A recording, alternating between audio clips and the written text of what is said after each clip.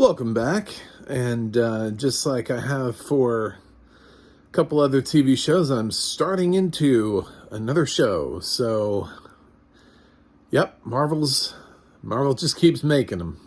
But should they? This is my review of Miss Marvel, the pilot episode, season 1, episode 1. Oh, Kamala Khan. I was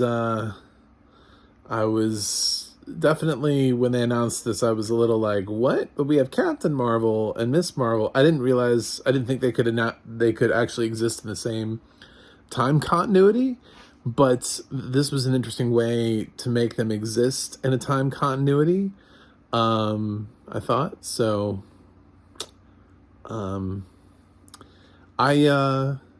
I think I'm going to end up going into some spoilers just because I don't know how much you know about Miss Marvel. I'm assuming a lot of people know nothing, so at some point, inevitably, I will be spoiling something. Not a lot really happens in this pilot episode, so I don't know that you'll really... I don't know if there's much to spoil here. So, I feel like I'm pretty safe. There's not like any like wow moments, like, whoa, don't tell me about that. Oh, I didn't want to know that.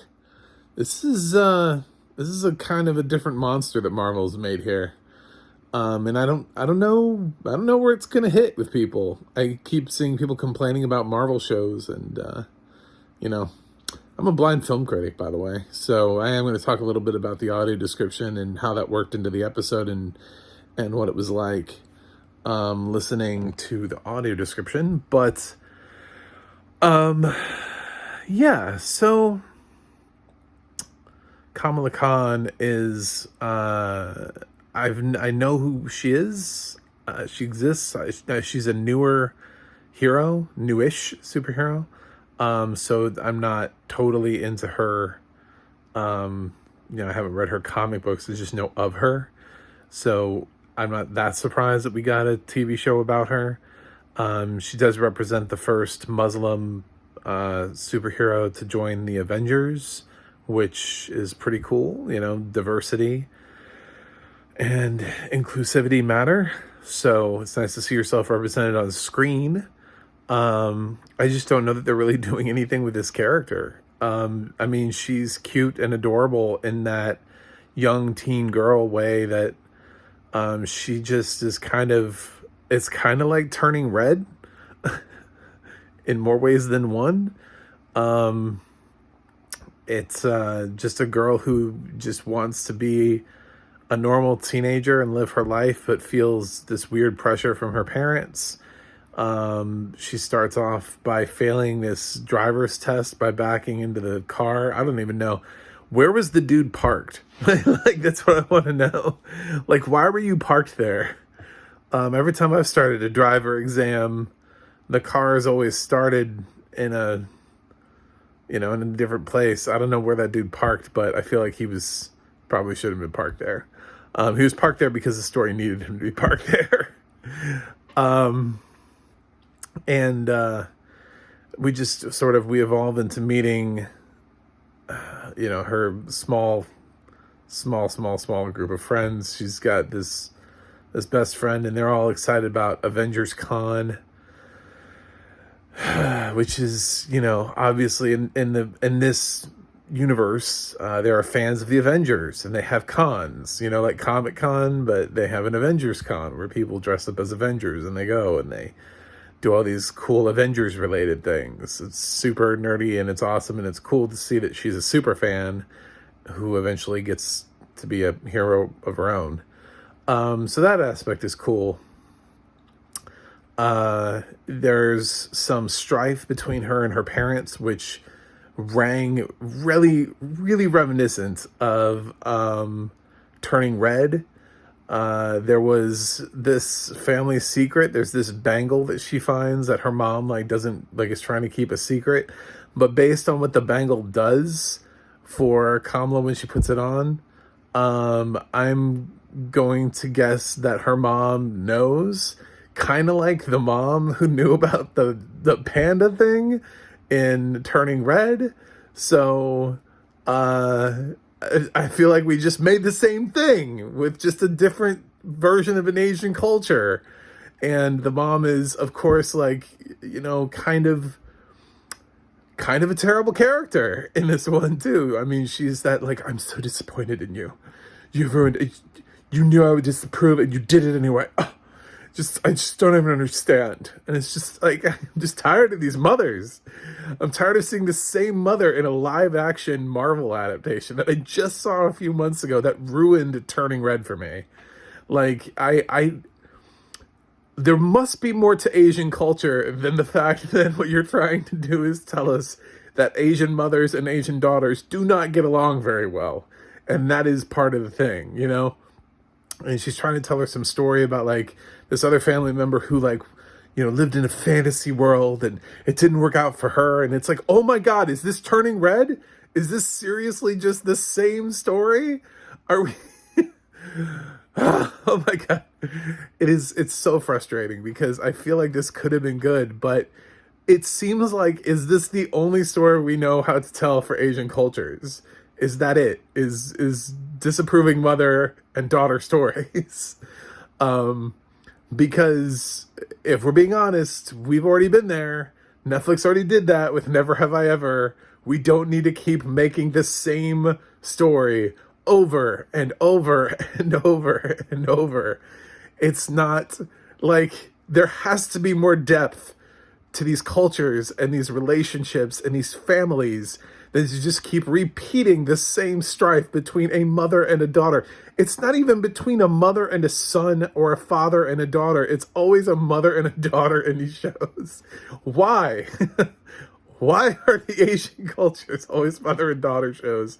Why do they always hate each other? Why do they always fight? Anyway,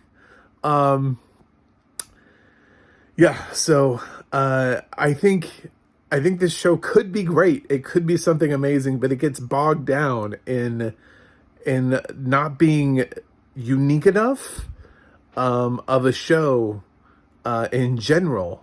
As a Marvel show, it's unique as shit because Marvel hasn't done anything like this before. But as far as, like, repeated themes, this is not like Miss Marvel isn't breaking new ground. This is a show that has literally been done before and is about to have its, like, third season drop on Netflix. So it really is not the kind of thing that's like, whoa, this is groundbreaking and I've never seen this before. It's like, I watch, like, multiple things with the same exact premise. So calm down. It's groundbreaking because all of the other Marvel shows were, like, serious, and this one's taking a completely different approach. It's sort of like how with WandaVision we were like, what is this? Is this, like, 1950s television? Like, what's going on here? Where we're throwing that. This is goofy. It's meant for younger kids. It's TV PG. Like, nothing happens in the first episode. There's nothing that will scare your kids. There's no violence. There's no sex. There's just a mom that's upset because she told her daughter she couldn't go to an event and she went to it anyway. Kind of like the girl in Turning Red, really wanted to go to a concert but was told she couldn't and went to it anyway. And there's this deep family secret that her mom obviously knows but won't tell her daughter about, because that's what that bangle is. I don't think that bangle only reacts to Kamala. I bet when we find out in later episodes, mom knew about it. It didn't say anything. So,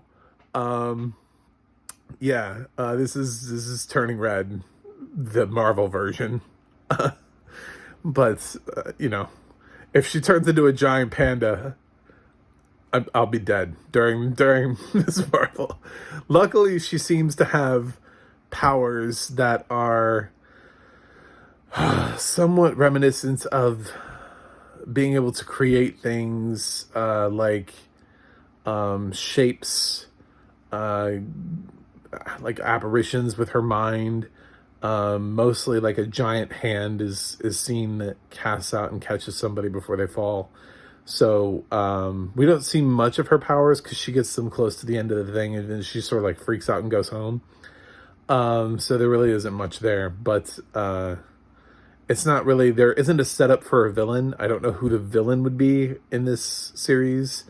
There wasn't like a cool, there was a lot of, there were a lot of cool Easter eggs in it. I mean, when she was at Avengers Con, I was like, oh, this is, I mean, like they're showing you all the different things around the room that are Avengers related, and that was cool. The girl playing Kamala is amazing, and I will continue to watch the show because I think she's a tremendous actress. I just think there's got to be more depth to these shows than that. There just has to be. I mean, there has to be another approach to doing this show, showing South Asian culture and Asian culture and representing it in a way that doesn't immediately lead to mother-daughters not getting along, not understanding each other, mothers being too restrictive and being like, you have to study. And it's like, that's like a stereotype. That's what we've been told not to lean into. And we keep leaning into it, into these things. What's going on here? So I just wanted more. I wanted more from Miss Marvel, and I got some stuff that's really promising and really interesting, but I don't know where the show's going to go with it. I'm hoping that the show doesn't become this mother versus daughter thing. I'm hoping that's just like a brief moment that just takes up a lot of air in this pilot episode, which is just sort of establishing a couple of characters. It doesn't even really establish the show well because it doesn't really tell us the direction that we're going to go. I don't actually know where the show would go from here. I don't know if she's going to end up fighting something, joining up with somebody. Anybody could cameo at this point, and I would have no idea. This show leaves it so open-ended where I'm just like, okay. Maybe she has a villain she's gonna fight. Maybe she won't have a villain. Maybe her mom's her villain. Maybe grades are her villain. Maybe that girl Zoe is gonna be the villain. I have no idea. I don't know what's gonna go on. There may not be a villain. This thing may totally buck trend, and there may be no villain. It may just be her exploring her powers. I have no idea where the show's gonna go, but even though I am constantly frustrated by the repetitive nature of a certain plot structure that just keeps being used every time we see a certain culture represented on screen, I realize I'm the white guy who's angry that the same culture keeps getting represented the same exact way. Like they have absolutely no diversity. It would be like if every time I saw a show with a black cast, for some reason, there was never a dad in the family. I'd be like, why does this family not have a dad? Like why isn't that a stereotype? Like why do we keep making TV shows where there's no father here? And they're like, oh well, I don't know. We're just telling that story. We're just it's just a story to tell, and it's an important one. I mean, a lot of people grow up with only one parent, and okay, maybe a lot of daughters and mothers argue, but man, like if you can look into the media and you can see that somebody else is telling your story, you should want to tell a different one. You shouldn't want to go, well, that was the story I was going to tell, so I'm going to tell it anyway. Just charge forward.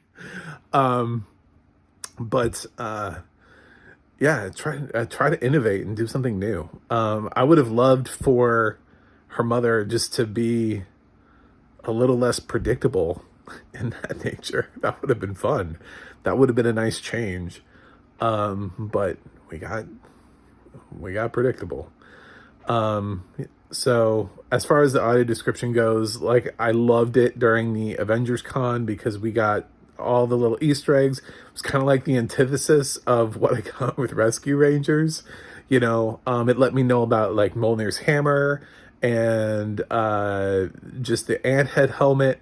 I mean, it told us what everything was, and who these people looked like, and the Captain America helmet. It did everything it was supposed to do. I'm sure there were more Easter eggs for the visual audience, and I was never arguing that Rescue Rangers needed to give me every single Easter egg, but the fact that it went out of its way when it did actually have characters of just giving us the description of what the character looked like and not saying who the character was, that's what annoyed me. On top of the fact that it also went out of its way to ignore all of the background stuff. This one makes sure it wants us to know what's all of this, at least, you know, get a feeling for this Avengers Con and like the kind of stuff that's there, instead of us just being like, she's at Avengers Con. Let your mind wander, you know? I loved it. It was great when she got her powers, and we got the description of how the purple was moving through her, and later on the couple times she gets to use it. So yeah, I was really happy with that. Audio description was great. I love Marvel. I love Marvel to death, except for a couple of things. This is probably right now on par with Falcon and the Winter Soldier, which kind of let me down a little bit. But hey, it's the first episode. It could get really great. There are a lot of shows that I haven't liked the pilot for, and then they get amazing later on in the series. They just have a slow start. So I'm willing to believe that this is going to blow my mind by the time it's done. So I'm going to give Miss Marvel a B+. That's where I'm at right now. The main girl that plays Kamala, I need somebody else to correctly pronounce her name first, because I'm not gonna do it. I'm not gonna butcher that name. But the main girl is amazing. And she's so likable, and what a casting find. So congratulations to whoever discovered her and put her in here for her debut acting. It was just a great call. So really excited about the future and the possibilities. Hopefully we get something different. Hopefully this rolls the dice and takes a gamble that people are ready for a different story. But we shall see. It looks like it's trying to. This is very different from every other Marvel show we've seen so far. So anyway, let me know what you think in the comments. Don't forget to like and subscribe. You can visit backtomovieguy.com for more reviews. You can also go to the audio description project to see what has audio description and where it's at, how to find it, and the ADNA, the adna.org, will let you know if you want to find out who describes something. You can search on there and see if it's been uploaded and tells you who the narrator is. So that is it for now. On to... No, I gotta go watch Obi-Wan, so I'll get that out.